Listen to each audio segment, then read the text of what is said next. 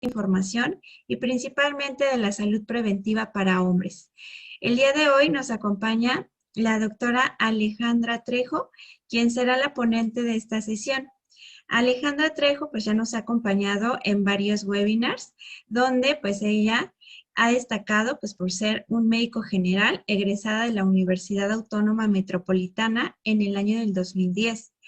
Ella tiene experiencia en consulta médica privada desde el 2009.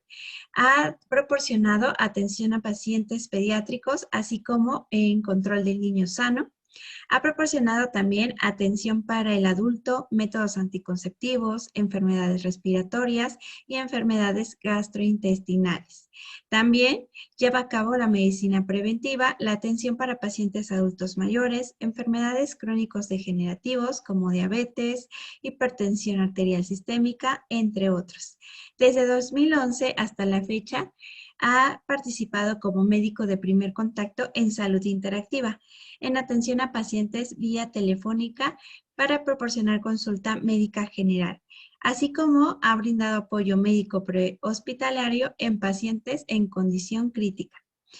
Ha llevado a cabo su educación médica continua en temas como prevención y atención de la hipertensión arterial y atención de la diabetes mellitus tipo 2, así como la prevención y atención de la obesidad y atención de la diabetes en el embarazo.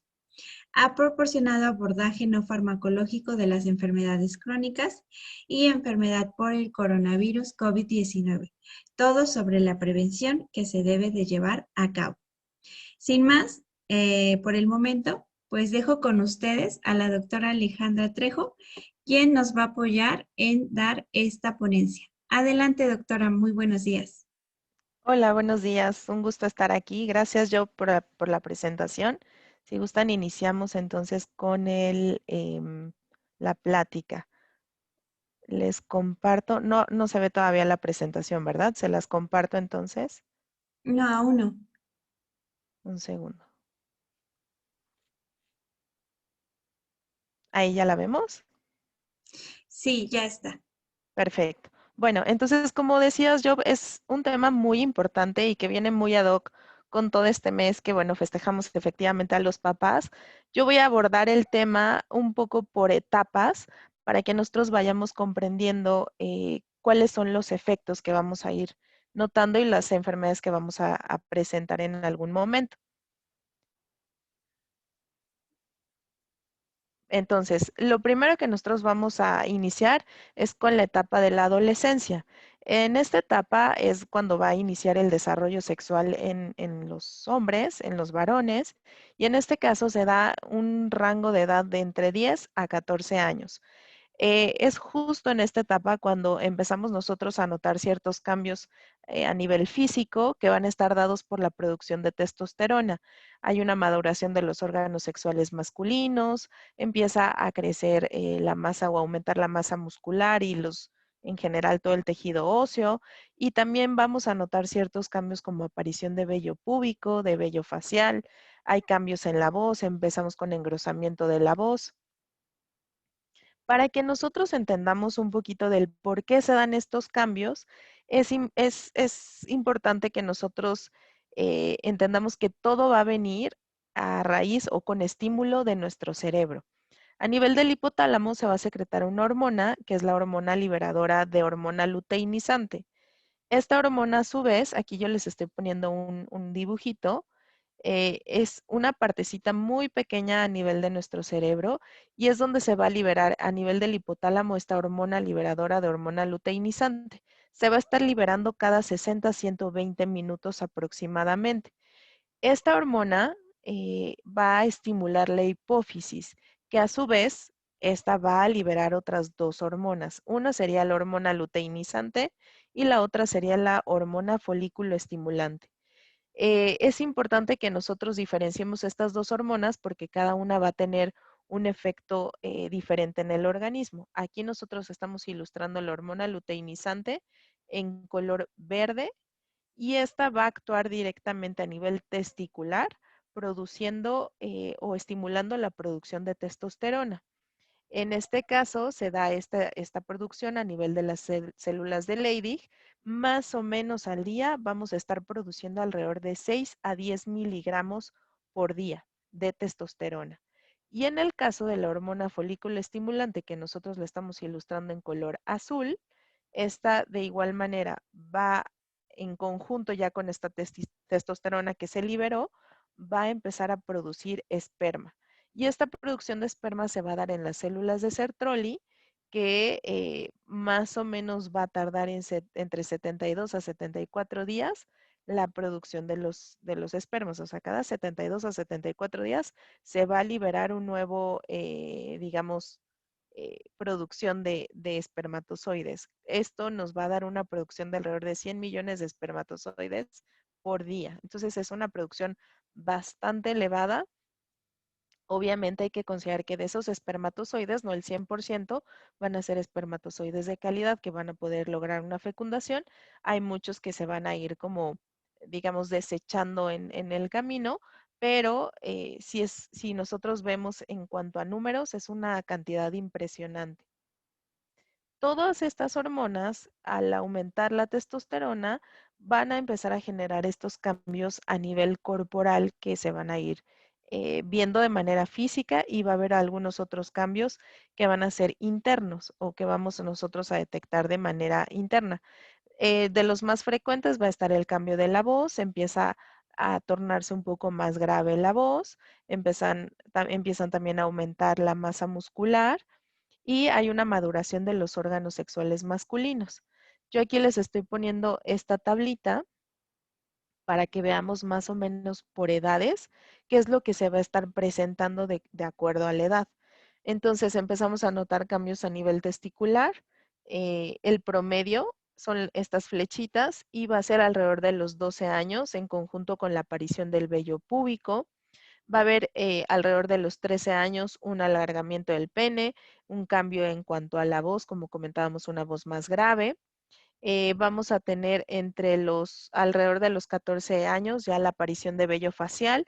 Quizás inicia con un vello muy delgadito, similar a una pelusa, pero conforme va avanzando la edad, este vello va a ir engrosándose y va a ir oscureciéndose un poco más.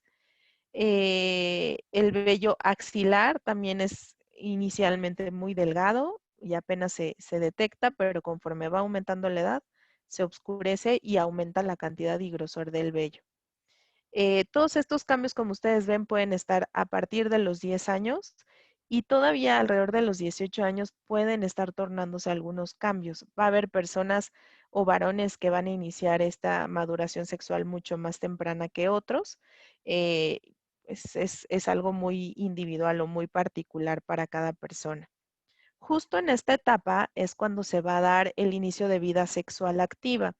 Es importante nada más que nosotros recordemos que debe ser esta sexualidad ejercida de manera libre y responsable, es decir, sin que nadie nos esté presionando para iniciar la vida sexual, sino tiene que ser una decisión de cada uno de los individuos. Sí es importante que nosotros consideremos que el inicio de vida sexual activa va a implicar ciertos riesgos. Dentro de estos riesgos está tener un embarazo no planeado, o adquirir una enfermedad de transmisión sexual, aunque evidentemente el embarazo se da en las mujeres, pero esto repercute a la pareja. Entonces también en cuanto a los hombres, es algo que se tiene que considerar que puede ocurrir, y tenemos que tomar las precauciones pertinentes para que esto no llegue a pasar.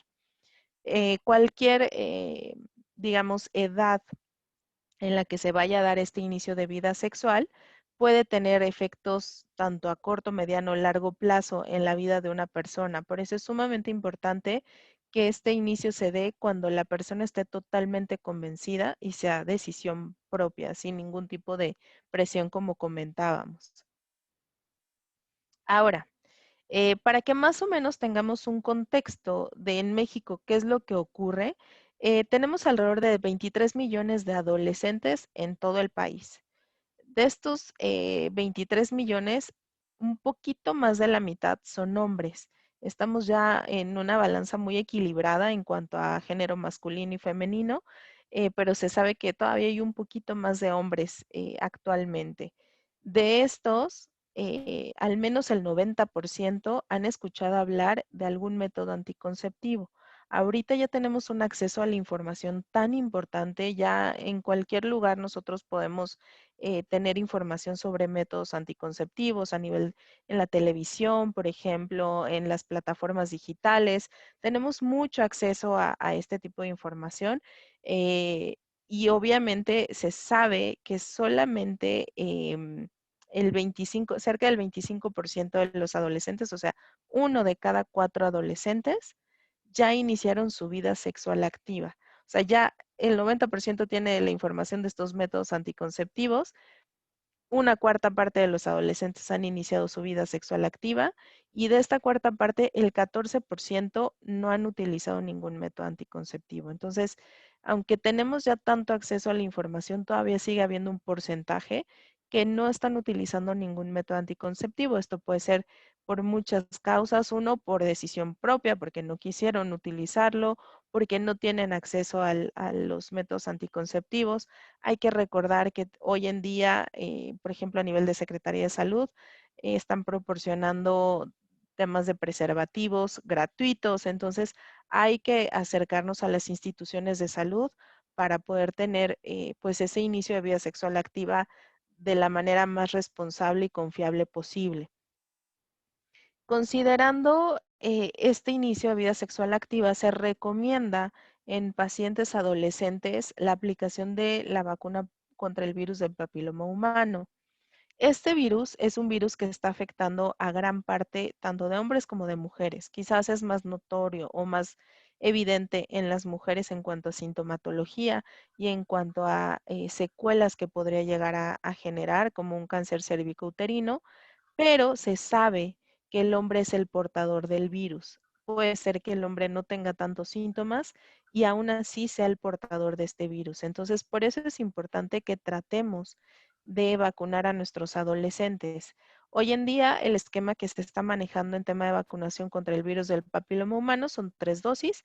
Se aplica la primera vacuna, al mes vamos a aplicar la segunda vacuna y la tercera se va a aplicar a los 6 meses. Actualmente esta vacuna no está disponible para adolescentes varones. A nivel de Secretaría de Salud se tendría que manejar en medio privado particular, pero se recomienda que se aplique justo antes del inicio de la vida sexual. Es decir, si los adolescentes varones más o menos están teniendo su inicio de vida sexual activa entre 11 y 13 años, lo que se recomienda es que antes de esa edad, o sea, entre los 9 y 10 años, ya estemos aplicando la vacuna para que tengamos esa protección. Nos va a garantizar de cierta manera que no hayan tenido contacto con este virus y que sea efectiva nuestra vacuna. Los costos, a lo mejor si lo vemos ahorita, serían un costo de cierta manera elevado, que van a ser por dosis entre 2,000 a 3,500 pesos, pero a la larga vamos a reducir muchos problemas de salud. Entonces es una inversión que quizás en ese momento no lo estamos viendo, pero sí va a tener muchas repercusiones en la vida adulta. Entonces, es importante que lo consideremos. Aquí les estoy mostrando la Cartilla Nacional de Salud para Adolescentes, donde solamente estamos viendo que a quienes se va a aplicar esta vacuna sería a niñas, o sea, mujeres, que sean alrededor del quinto grado de primaria o alrededor de 11 años, 10, 11 años, en pacientes que no estén acudiendo a la escuela.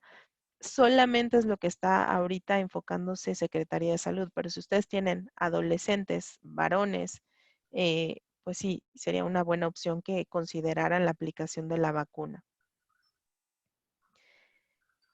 Saliendo ya de esta etapa, yéndonos allá a la etapa de adulto, en la etapa reproductiva, vamos nosotros a encontrar cierta problemática que pudiera estarse presentando con frecuencia en este grupo de edad. Dentro de esta problemática, nosotros encontraríamos las enfermedades de transmisión sexual. Hay muchísimos agentes infecciosos que nosotros podríamos entrar en contacto con y que sí es importante que consideremos que esto podríamos nosotros prevenirlo siempre con el uso de preservativo. Entonces, tratar de utilizar preservativo en los contactos sexuales, a lo mejor parejas que ya son estables, parejas que, digamos, no son contactos de riesgo, pueden no utilizar el preservativo, pero eventos casuales, contactos de riesgo, múltiples parejas sexuales, sí es altamente recomendado que siempre el contacto sexual se dé con un preservativo. Les voy a poner aquí, les voy a hablar de ciertas enfermedades que son dadas por algún agente infeccioso en particular. Les estoy poniendo una imagen, es meramente ilustrativa de cómo se ven estos agentes infecciosos al microscopio. Y vamos a ir hablando un poquito de los síntomas que podríamos llegar a presentar. Sí es importante que consideremos que en hombres a veces, aunque no tengamos sintomatología, el cuadro infeccioso puede estar presente. Entonces, no siempre vamos a esperar a tener estos síntomas para considerar que podríamos estar cursando con una enfermedad de transmisión sexual. Entonces, vamos a empezar con la clamidia. Esta enfermedad es una enfermedad que se da por una bacteria que se llama Clamidia trachomatis. En este caso vamos a estar presentando dolor al orinar, puede haber también dolor a nivel abdominal, generalmente es en la parte pélvica, o sea, del ombligo hacia abajo, y en algunos casos ya más avanzados, cuando ya tenemos un cuadro más complicado, tenemos presencia de secreción a nivel de la uretra. En el segundo caso sería la gonorrea, que esta va a ser también dada por una bacteria, pero en este caso la bacteria se llama Neisseria gonorrhoeae. En este caso sí vamos a tener característico una secreción mucho más espesa a nivel de la uretra, que en muchas ocasiones puede estar con presencia de sangre. Hay mucho dolor, o sea, el síntoma es mucho más intenso y es un dolor importante, intenso, severo, ya sea al orinar o incluso también al momento del contacto sexual. Y puede haber como característica dolor a nivel testicular, cosa que en clamidia, por ejemplo, no estábamos presentando. Tenemos un tercer agente infeccioso que es la tricomoniasis. En este caso es un parásito que se llama Tricomona vaginalis. Obviamente tenemos que considerar que el agente infeccioso que yo voy a presentar eh, va a ser el mismo que mi pareja va a estar presentando por el mismo contacto sexual sin preservativo. Entonces, siempre es importante que cuando la pareja tenga algún agente infeccioso, se identifique alguna enfermedad, se haga el tratamiento para ambos, para obviamente la pareja y para nosotros. En el caso de la tricomona va a ser característico la presencia de comezón, puede haber también un poco de ardor a nivel de la uretra. Aquí vamos a detectar nosotros secreción, pero ya es una secreción amarillenta, verdosa, que incluso huele mal y de igual manera en conjunto con clamidia y gonorrea también hay dolor al orinar, puede haber mucho dolor o ardor al orinar. Tenemos la cuarta enfermedad que sería sífilis. Esta se da por una bacteria que se llama Treponema pallidum. En este caso va a haber una lesión característica de este proceso infeccioso, que son la aparición de llagas o vesículas de color rojizo muy dolorosas a nivel de los genitales. Podemos nosotros llegar a presentar crecimiento en los ganglios, que se conoce como adenomegalia. Generalmente los ganglios son estructuras que van a estar en todo nuestro organismo y que cuando nosotros llegamos a tener alguna amenaza, detecta nuestro organismo que hay un agente infeccioso, por ejemplo, en este caso la sífilis o el Treponema pallidum, lo detecta, empezamos entonces a tratar de limitar ese proceso infeccioso. Entonces, estos ganglios se llegan a inflamar, van a ser como unas bolitas que podemos detectar y por lo general se van a inflamar en las zonas contiguas a la zona afectada. Esto es cercano a los genitales, que sería los ganglios a nivel inguinal, a nivel de la ingle. Podemos detectar estas bolitas o dolor y al momento de palparnos detectamos este tipo de inflamación.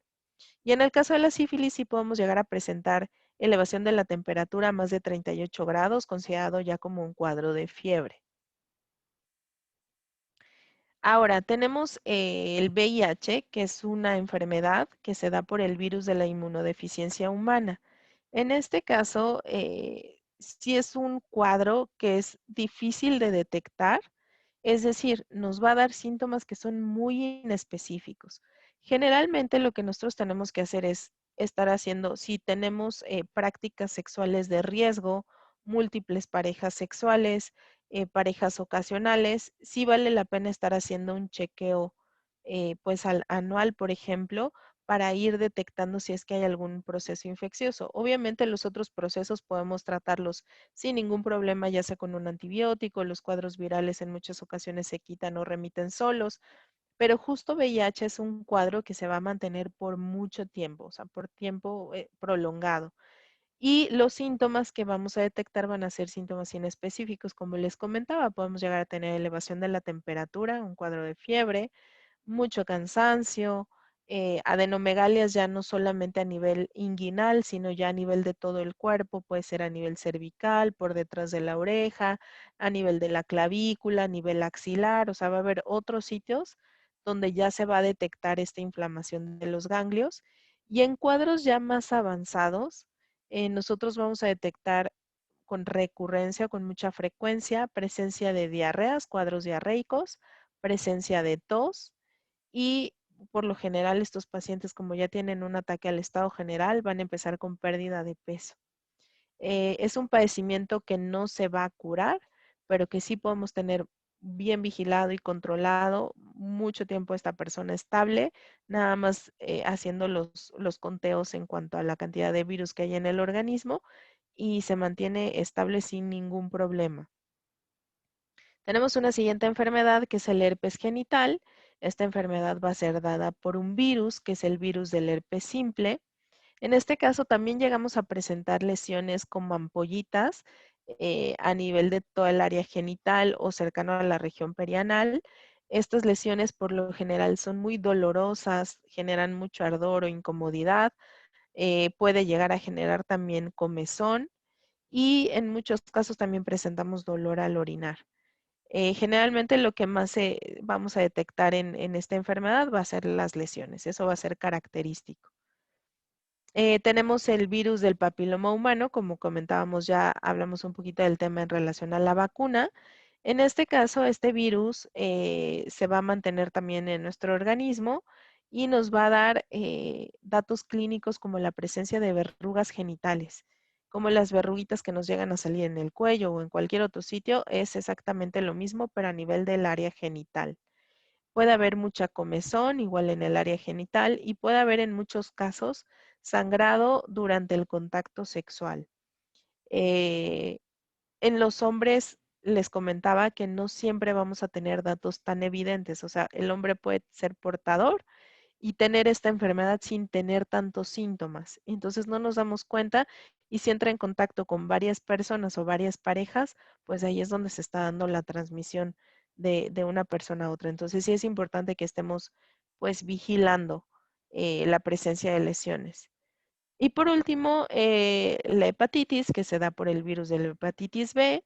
En este caso van a ser síntomas no tanto a nivel de genitales, sino síntomas generales, como la presencia de fiebre, que sería temperatura de más de 38 grados.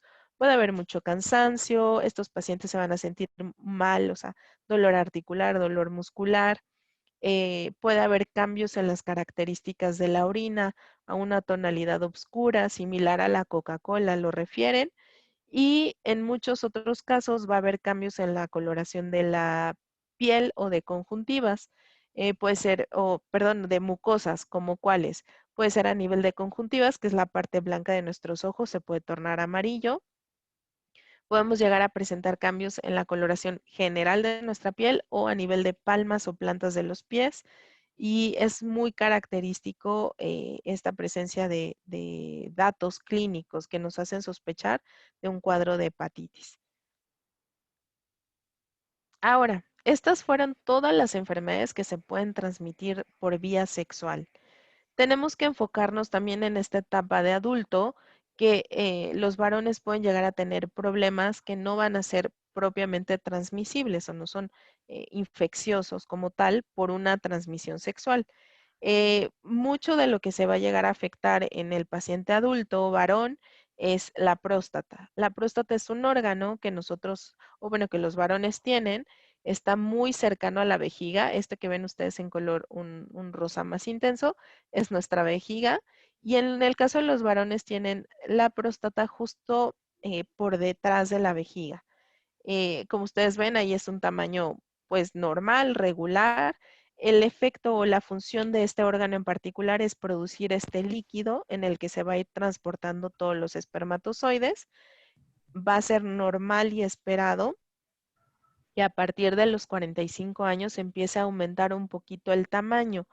Sí tenemos que ir vigilando el tamaño de la próstata porque sí es normal que vaya creciendo poco a poco, pero no en una velocidad tan acelerada. Entonces, eso va a ser un detalle que tenemos que vigilar. En el caso de los varones en edades alrededor de los 40, 35 para arriba, pueden llegar a presentar algo que se conoce como prostatitis. Esto es simplemente el aumento de tamaño, la inflamación de la próstata, y esto puede estar dado por dos situaciones. Uno, simplemente el mero proceso inflamatorio, o dos, que esté relacionado con un proceso infeccioso como tal. Eh, Puede haber también el crecimiento normal o benigno de la próstata, que se conoce como hiperplasia prostática benigna. Y aquí les pongo el mismo esquemita animado, que es nuestra vejiga. Y en el caso de los hombres que ya empiezan con hiperplasia prostática benigna, ya aumenta el tamaño de la próstata, pero aquí como está cercano a la vía urinaria, puede llegar a generar obstrucción o dificultad para que pase la orina por esa vía. Y eso es lo que ahorita vamos a explicar, los síntomas que pueden llegar a presentar. Y en etapas ya un poco más tardías, o sea, después de los 50, 60 años, vamos a presentar cáncer de próstata. Ahora, hablando de la hiperplasia prostática benigna, se va a presentar alrededor del 8-10% en pacientes en la etapa de los 40. Sin embargo, a partir de los 50 años, ese porcentaje va a aumentar al 50%. O sea, la mitad de los hombres de 50, 60 o más pueden llegar a presentar hiperplasia prostática benigna. De estos pacientes, solamente el 35, entre el 35 y 50% pueden llegar a presentar síntomas. Quizás en etapas tempranas, cuando la próstata no es tan grande, no vamos a tener tanta sintomatología. Ya en el momento que justo empieza a haber esa obstrucción de la ¿Quién tiene el vía número? urinaria, es cuando nosotros vamos a detectar que hay cierta sintomatología, como cuáles. Uno es urgencia urinaria, es decir, en el momento que tenemos ganas de ir al baño, sentimos que tenemos que ir en ese momento, si no, sentimos que nos puede ganar. Dos, puede ser pacientes que al intentar orinar, o sea, ya llegaron al baño, quieren orinar, pero les cuesta trabajo empezar a orinar, es decir, tienen que pujar para orinar en muchas ocasiones. eh, Como la próstata va creciendo, puede comprimir un poquito a la vejiga o sí, reducir el volumen o la capacidad de la vejiga, y esto puede llegar a generar que haya mayor número de veces que tenemos que ir a orinar, aumenta la frecuencia. De igual manera, eso como pasa en el día, puede pasar en la noche, entonces son pacientes que se pueden estar levantando a lo largo de la noche una, dos o hasta tres veces para ir a orinar. Y en muchas ocasiones hay disminución del chorro de la orina, es decir, el calibre disminuye, es decir, ya no sale tan fuerte este chorro, y ya no sale como tan abundante. Entonces, estos dos cambios pueden presentarse con mucha frecuencia y al finalizar la micción puede empezar a presentar cierto goteo. Eso también puede ser propio del mismo padecimiento. Se recomienda que los pacientes a partir de los 45 años se estén detectando un estudio que se conoce como antígeno prostático específico, y esto se recomienda estar haciéndolo de manera anual con la intención de que podamos detectar si es que hay algún cambio, alguna variación que pudiera sugerirnos que esa próstata está aumentando de tamaño. Definitivamente la presencia de todos estos síntomas, quizás no en etapas iniciales, pero ya cuando la próstata está demasiado crecida, puede tener cambios en la calidad de vida del paciente, porque es un paciente que en muchas ocasiones sí siente que le gana, o sea, o le gana para orinar, o son pacientes que durante la noche pues no tienen un ciclo de sueño ideal porque se están despertando a cada rato. Entonces sí tenemos que considerar que aunque no es un cuadro por el cual ponga en riesgo la vida del paciente, pero va a afectar esta calidad de vida. Entonces hay que atenderlo en cuanto lo detectemos. Aquí les estoy poniendo esta tablita donde nosotros podemos evaluar el valor que se va a esperar del antígeno prostático específico dependiendo de la edad. Como ustedes están viendo, entre los 40 y 49 años, el paciente tiene que estar por debajo de 2.5 nanogramos sobre mililitro.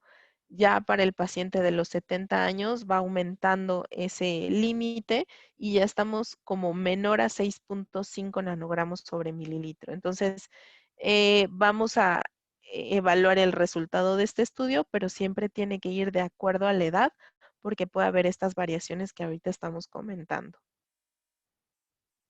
Ahora, en esta etapa reproductiva podemos detectar uno de los tumores más frecuentes, que es el cáncer testicular.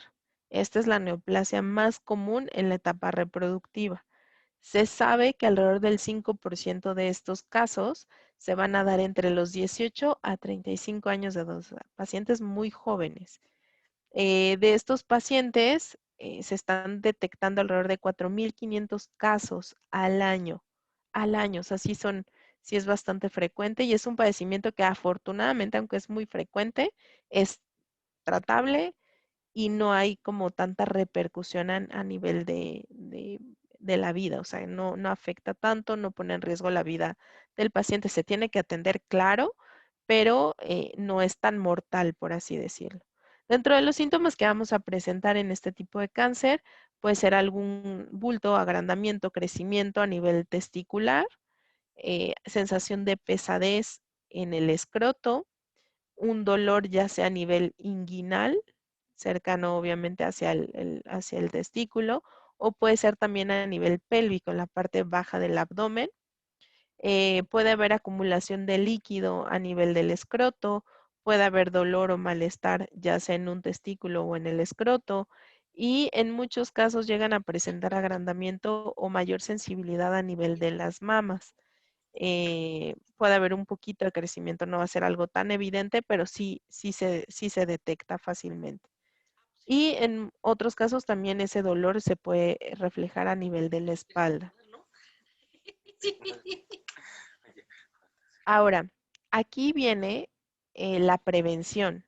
Eso es lo que yo creo que nos tenemos que quedar de esta plática, que muchos de los padecimientos que nosotros ahorita estamos comentando son prevenibles o podemos nosotros detectarlos en etapas tempranas donde son tratables y obviamente no va a haber tantas secuelas.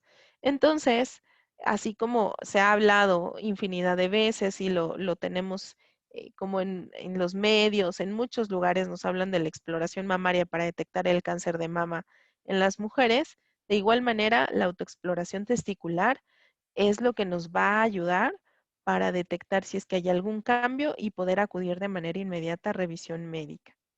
Esta exploración va a consistir en una exploración visual y palpación de ambos testículos. Es importante que nosotros consideremos que se va a ir evaluando un testículo a la vez. Se puede realizar durante el baño para que haya menor tema de fricción y que vaya a generar un poco de irritación y se realiza con los dedos, ya sea dedo índice y pulgar, con movimientos circulares, siempre todo alrededor del testículo, buscando si es que hay alguna protuberancia o crecimiento que se pudiera detectar. De igual manera, tal cual palparon el testículo, vamos a irnos hacia la parte posterior del testículo tratando de palpar lo que es el cordón espermático, que es por donde pues va a salir todo el esperma. Entonces hay que también palparlo para ver si a ese nivel hay algún crecimiento que se pudiera detectar. Esto lo tenemos que hacer de manera mensual. Pueden ustedes programar un día, o sea, decir a lo mejor todos los días 15 de cada mes, yo voy a hacer mi autoexploración testicular, para que ustedes ya lo tengan como un hábito. Eso vale la pena que se haga mes con mes, porque puede haber cambios que yo puedo detectar de manera oportuna y que pueda atender rápidamente. Entonces, esa es la intención de que se esté haciendo esta autoexploración testicular justo para detecciones oportunas. Ahora, yéndonos ya a la última etapa de pues de la vida, por así decirlo, que sería ya en los efectos del envejecimiento. Nosotros hablamos al inicio de la plática de cómo las hormonas van a influir para que podamos detectar ciertos cambios de maduración sexual, cambios en cuanto a crecimiento, todo esto va a ir cambiando. Pero así como va aumentando en la adolescencia, llega una etapa en la que estas concentraciones empiezan a disminuir. Entonces el hipotálamo deja de producir tanta hormona liberadora de hormona luteinizante. Esto es totalmente normal y totalmente esperado. Se sabe incluso que a partir de los 30 años hay una disminución del 1 al 2% anual de la concentración de testosterona en sangre. Eso es desde los 30 años. Aquí yo les estoy poniendo un esquemita de, por ejemplo, a los 10 años, pues obviamente hay testosterona, se nace con los caracteres sexuales masculinos, pero a los 20 años es nuestro pico máximo de la concentración de testosterona. Y aquí ya se ve como el individuo todo en azul oscuro para ejemplificar que la concentración es muy elevada. A los 30 años comentamos que empieza a disminuir esta concentración. Este 1 o 2% no es tan relevante de manera anual, es decir, nosotros no vamos a detectar cambios por esa disminución de la concentración, pero evidentemente para los 40 años pues ya va siendo una cantidad menor. Se sabe que entre los 70 y 80 años las concentraciones de testosterona son alrededor de la mitad o un tercio de lo que nosotros teníamos. O sea, podemos decir que estamos volviendo a las concentraciones como en la etapa de la infancia. Por lo tanto, va a haber ciertos cambios que se van a dar propios a esta baja concentración de la testosterona en sangre. Dentro de estos cambios, pues va a ser la pérdida de masa muscular. O sea, pacientes adultos mayores empiezan a disminuir esta composición corporal, empiezan a perder masa muscular y empieza a acumularse un poquito más la grasa a nivel corporal dependiendo del tipo de cuerpo que tengan, es que se va a acumular, pero por lo general es a nivel abdominal, donde se empieza a acumular toda esta grasita. Van a ser pacientes que se van a sentir cansados, que no se sienten con tanta energía, que hay incluso disminución de la libido, que va a haber temas de disfunción eréctil. Y ahorita quiero platicar sobre la disfunción, pero pues va a ser algo propio de la edad. De igual manera, la misma testosterona nos ayudaba a aumentar tanto la masa muscular como el tejido óseo, pues obviamente ya al perderse, esa calidad del hueso empieza a modificarse, se hace un hueso mucho más poroso, modifica la densidad de los huesos. Puede haber alteraciones del sueño, insomnio, que no logren conciliar el sueño fácilmente, algunos trastornos como ansiedad, depresión o mucha angustia, y puede llegar a generar también problemas de mucha irritabilidad, se enojan fácilmente, poca tolerancia, se encuentran muy nerviosos, situaciones de estrés, digamos que aumentan este nerviosismo y como consecuencia también puede haber dificultad de concentración y problemas de memoria, que pues es una demencia propia de la edad. Ahora, comentábamos que mucho de lo que se va a presentar en la etapa reproductiva va a estar relacionado con enfermedades de la próstata. Solamente el tema del cáncer de próstata, esta sí nos va a dar en pacientes ya un poco más grandes. Generalmente se presenta después de los 50 años, puede estar alrededor de 60, 70 años cuando ya empiezan con problemas de cáncer de próstata. A diferencia del cáncer testicular que se daba en la etapa reproductiva, el cáncer de próstata es el cáncer más mortífero de todos. Se calcula 9.8 muertes por cada 100,000 habitantes y es igual en esta etapa de los tumores malignos más frecuentes que vamos a encontrar. Eh, lo que yo también les comentaba que prevenir va a ser nuestra clave. Entonces, si nosotros detectamos tempranamente un cáncer de próstata, mejora totalmente su pronóstico.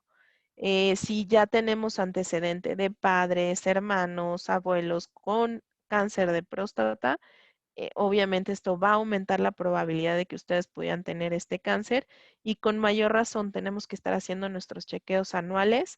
En algunos pacientes incluso se podría solicitar cada 6 meses, dependiendo del caso, pero para que nosotros podamos detectar si es que hay algún cambio. Y va a estar relacionado como la mayor parte de los tumores con el sedentarismo, la poca actividad física, el consumo de alcohol, el consumo de tabaco, todo esto va a aumentar el riesgo de presentar cáncer. Ahora, ¿cómo lo podemos detectar? Uno es la prueba de antígeno prostático específico que comentábamos, que a partir de los 45 años vale la pena estarlo haciendo de manera anual con la intención de que detectemos si es que hay alguna variación o algún cambio, ahí nosotros ya podemos detectarlo y ya dependiendo de lo que haya resultado en este estudio, podemos solicitar algún otro tipo de estudio. Em, Va a ser también de suma importancia el examen digital rectal. Esto por cuestiones de tabú, por cuestiones de machismo, cultural, llega a ser muy incómodo para los pacientes. Sin embargo, se ha visto o se ha interrogado a pacientes que se les ha hecho un tacto rectal y no es doloroso como tal, sino es más como la incomodidad de todo esto que comentamos, ¿no? Cuestión cultural. Pero realmente es una prueba que sí vale la pena realizar. ¿Por qué? Porque ahí nosotros vamos a detectar la consistencia de la próstata. Si esta consistencia empieza a cambiar, podemos nosotros llegar a sospechar de cáncer. No vamos a establecer un diagnóstico como tal de cáncer, pero nos puede ayudar para dirigirnos si se requieren más pruebas como comentábamos. Entonces vale la pena también realizarlo. Son instantes lo que va a durar, no dura ni un minuto este estudio y puede incluso salvar vidas. Entonces vamos a quitarnos todos esos tabúes, vamos a romper esos paradigmas que tenemos y tratar de realizarlo enfocándonos en que esto va a cuidar nuestra salud. Dependiendo del tamaño de la próstata, de la consistencia que se haya detectado, de la concentración del antígeno prostático, se puede solicitar realizar algún ultrasonido rectal. Ahí ya vamos a medir específicamente el tamaño de la próstata, se va a ver qué características tiene el tejido y en muchas ocasiones también se puede solicitar una biopsia, que sería tomar una muestra de esta próstata y estudiarla en patología para ver si hay algún cambio a nivel celular. Resonancia magnética también puede ser de ayuda para detectar si es que hay cambios en cuanto a tamaño, tejido inflamatorio o alguna otra acumulación cercana al tejido de la próstata. El tema de disfunción eréctil es un tema bastante interesante que se va a enfocar específicamente en la incapacidad del individuo para conseguir la rigidez del pene que nos ayuda a lograr una relación sexual satisfactoria. Esta entidad patológica tiene múltiples causas, es decir, puede estar relacionado con un tema psicológico o emocional, puede estar relacionado con algún problema orgánico, es decir, algún cambio que se esté dando en mi cuerpo, puede ser una combinación de ambas o puede también estar relacionado con algunos factores externos como el consumo de algunas drogas como cocaína o heroína, el consumo de alcohol o el mismo tabaquismo. Un poquito más de la mitad de los casos se va a dar en un nivel leve, un 35% ya es un moderado y solamente un 10% afortunadamente es ya un cuadro severo. Dentro de las causas orgánicas, y eso es lo que quiero enfocarme, en los 90 cuando sale Viagra, que es un tratamiento específico para el tema de la disfunción eréctil, la pastillita azul que, bueno, que vino a cambiar la vida de muchos pacientes, pero se relacionaba directamente con la presencia de infartos agudos al miocardio, infartos cardíacos, y se pensaba que era el efecto del medicamento. Sin embargo, aquí tenemos que considerar que muchos de los pacientes que llegan a tener problemas de acumulación de grasitas en sangre, aterosclerosis, que haya obstrucción de las arterias, vamos a detectar como primera instancia el cuadro de disfunción eréctil, es decir, que no están logrando rigidez del pene o las erecciones como normalmente lo lograban. Pero esto es porque justo la sangre no está circulando de la mejor manera, hay esa obstrucción a nivel de los vasos del pene y que genera que no haya este flujo sanguíneo como normalmente lo tenían. Entonces empezamos con problemas de disfunción. Quizás a los varones lo que más les preocupa es justo el tema sexual. Sin embargo, tenemos un trasfondo. El hecho de la disfunción eréctil sería como la punta del iceberg, pero hay algo totalmente importante por debajo de, y que puede ser que ya tengamos problemas en las arterias y volviendo al tema de Viagra, como se obstruyen estas arterias al momento de la actividad física vigorosa, se infartaban estos pacientes, pero no era por el efecto del medicamento, sino porque ya teníamos un problema de base que no se había detectado anteriormente. Entonces, detectar sí o descartar si hay elevación de colesterol, triglicéridos, va a ser fundamental. Es decir, va a ser de las baterías, va a entrar dentro de la batería de estudios que yo voy a solicitar a mi paciente con disfunción eréctil para ir descartando diagnósticos. Y hay muchas veces que resolviendo ese tema se resuelve la disfunción eréctil. Entonces, por eso sí es importante siempre acercarnos a un profesional de la salud y no automedicarnos únicamente. Entonces, tratar de ir descartando todos estos diagnósticos que son de suma importancia. De mi parte ha sido todo. Creo que abordamos muchos temas que pueden llegar a afectar a los adultos. No sé si hay alguna duda, algún comentario, algo que quisieran compartir con nosotros. Gracias, Ale. Antes de terminar, también es importante que sepan que nosotros contamos con esta información e incluso con paquetes médicos o check-ups preventivos que pueden ayudarlos a monitorear su estado de salud. De hecho, me gustaría poderles compartir en pantalla la información que nosotros tenemos hoy en día para que pues también sepan que nosotros podemos ayudarlos, auxiliarlos y deben de comunicarse con el ejecutivo de venta que nos apoyó a invitarlos.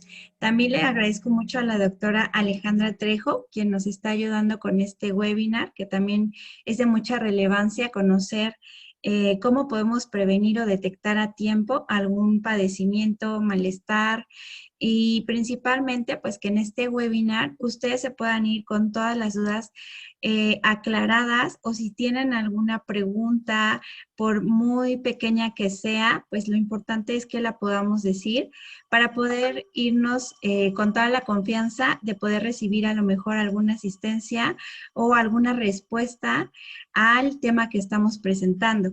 Sabemos que en este mes también tenemos de manera representativa, que es el Día del Padre, y pues también estamos aquí para poder apoyarlos y cuidarlos ante este tipo de enfermedades, y lo principal es que no nos quedemos con las dudas y que podamos aprovechar en estos momentos o minutos que nos quedan a la doctora Alejandra, que nos va a ayudar a poder esclarecer cada una de nuestras dudas o malestares que estemos presentando.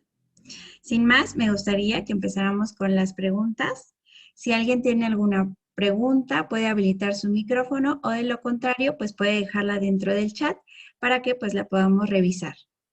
Muchas gracias, doctora Ale. No, gracias a ti, yo.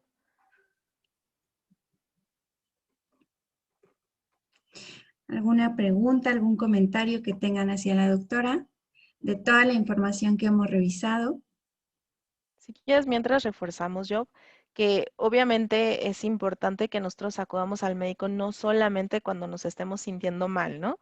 Que generalmente es lo que normalmente manejamos. Me siento mal, voy al doctor, me dan tratamiento, me recuperé y ya, ya no vuelvo a ir. Sino manejarlo de manera preventiva. Es lo que ahorita tenemos que enfocarnos porque a la larga va a generar una mejor calidad de vida, vamos nosotros a evitar como ciertas complicaciones. Entonces, siempre tratar de manejarlo de manera preventiva. Ahorita viendo los paquetes que tú estabas presentando, yo, viene ahí también temas de electrocardiograma, ¿no? Cosas que a lo mejor tenemos que manejar de manera integral para detectar si es que hay algún cambio, alguna variación y que se pueda recibir tratamiento a la brevedad. Entonces, siempre enfocarnos en el tema preventivo. Ahora sí, no sé si alguien quiera comentar algo, tenga dudas, que no les dé pena. Para eso estamos ahorita, para resolver todas las dudas, así cualquier comentario que ustedes quieran realizar, pues nosotros con toda confianza podemos apoyarles.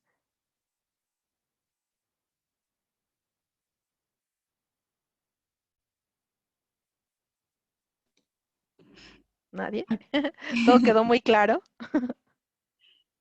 Al parecer no hay preguntas dentro del chat, pero sí me gustaría que dejáramos abierta la puerta a poder apoyar, orientar a través de la asistencia telefónica que también tienen a través de nosotros.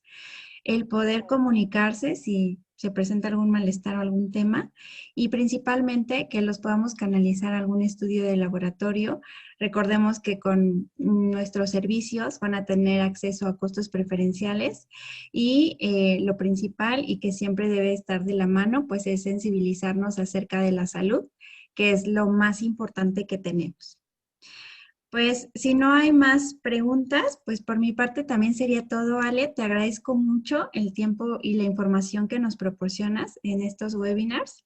Eh, Me gustaría invitarlos a las siguientes sesiones que tendremos. Cada mes abrimos un webinar en el cual pues están totalmente invitados y principalmente la opción y el objetivo de esta creación de webinars es que todos nos informemos y nos llevemos un poco de información a nuestras casas y así lo podamos compartir con los seres más cercanos que tengamos.